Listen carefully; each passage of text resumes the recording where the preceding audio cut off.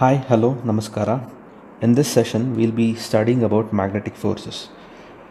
So, till now, we have studied electric forces and we have studied a concept of how the magnetic force is generated when a current is flowing through a conductor or a current element. So, to discuss the topic, we have divided the forces or the concept of forces in three subtopics. To understand this, we have firstly, we'll be discussing the force due to a charged particle, then we'll be studying the force on a current element, and later we'll be studying the forces between two current elements. So, this is how the topic has been subdivided, and in this session we'll be discussing only force due to a charged particle. Okay, so to start with, if you remember how an ammeter, basically I'm speaking with the analog ammeters, okay, analog ammeter, analog voltmeter, or even for case the vehicle's odometer, the analog odometers which we have, how the needle moves with respect to the flow of, with respect to the speed I increase, or how is the voltmeter showing the reading when a current is flowing through it, or how an ammeter shows a reading when a current is flowing through it. So these are the things, or the principles behind the devices are basically the magnetic forces which is generated within it. So let us study how is that going to work. So firstly start with magnetic forces due to charged particle.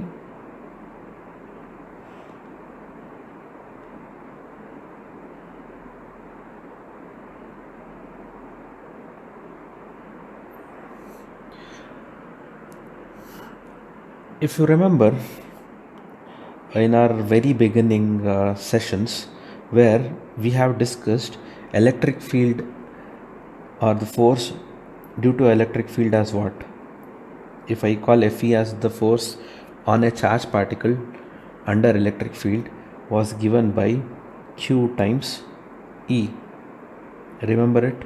This is directly related from the Coulomb's law, where E is my electric field intensity and Q is the charge that I have placed in that field, and this is the force experienced by my charge. If this solution is positive, then you can think of both F and E, the vectors are in same direction.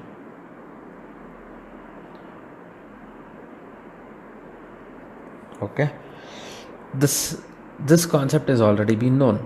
Now if I have a magnetic field, assume that I have a magnetic field flowing something like this, okay, and I'm moving a charge. So I have a charge Q and I'm moving a charge in this direction with some velocity U. So the velocity vector is represented with U, and if you see the field and the direction of motion, it is making some angle theta with respect to my magnetic field. So this is my magnetic field.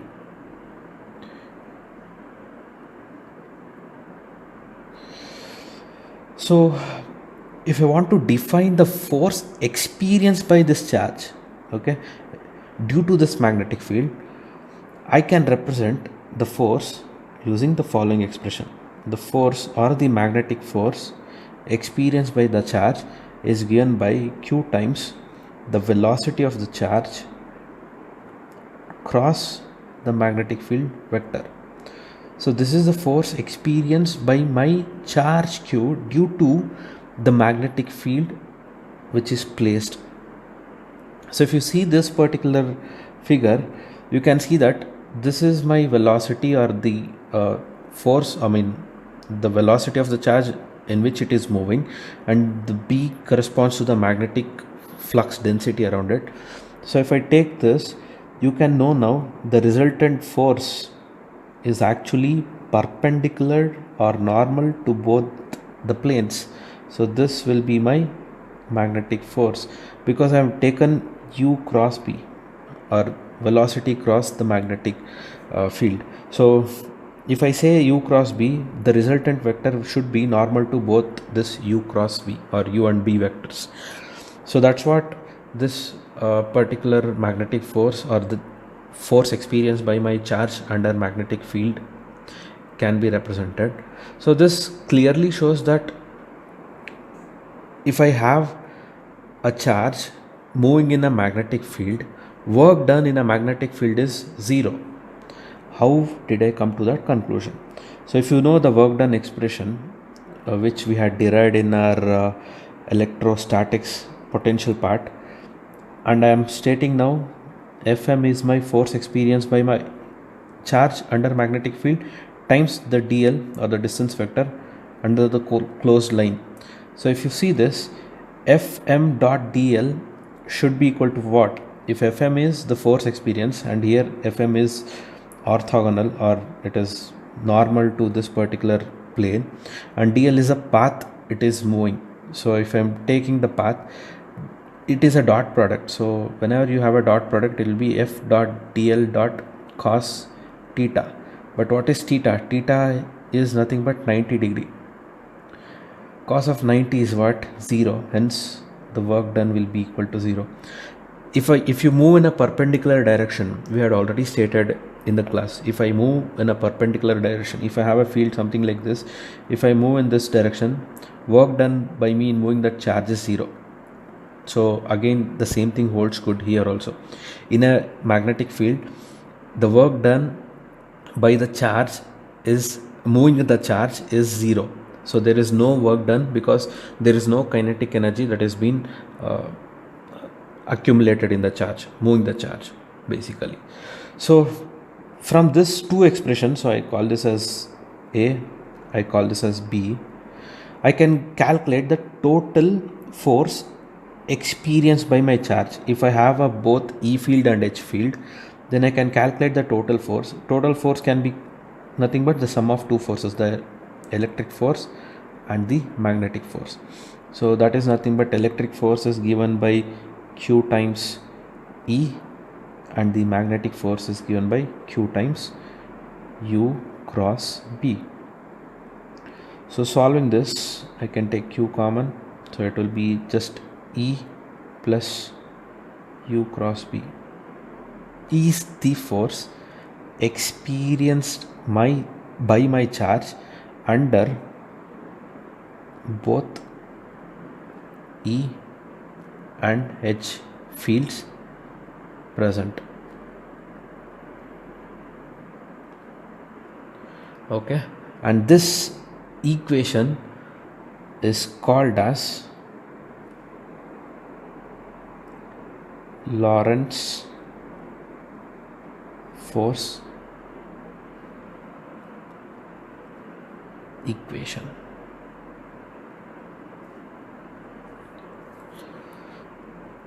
So it basically relates the mechanical force to electrical force, wherein if you see this expression, I can relate this expression with my Newton's laws of motion, where if you remember, Newton's laws of motion was given by force equal to mass into acceleration, where acceleration is nothing but rate of change of velocity, right? So this equation can be related with my Newton's laws of motion.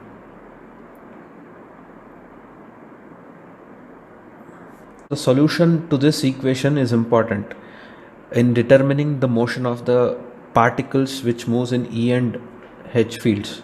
Okay, so we should also keep in mind that energy can be transformed only by means of electric field. So that's where the kinetic energy starts accumulating. And to summarize, the force exerted on a charged particle can be known by the following thing. So if I say this is a force experienced by my charged particle, when the particle is stationary, my electric field is Q times E and the magnetic field is 0. Okay, so the total force that is experienced by my charge is simply Q over E, Q times E.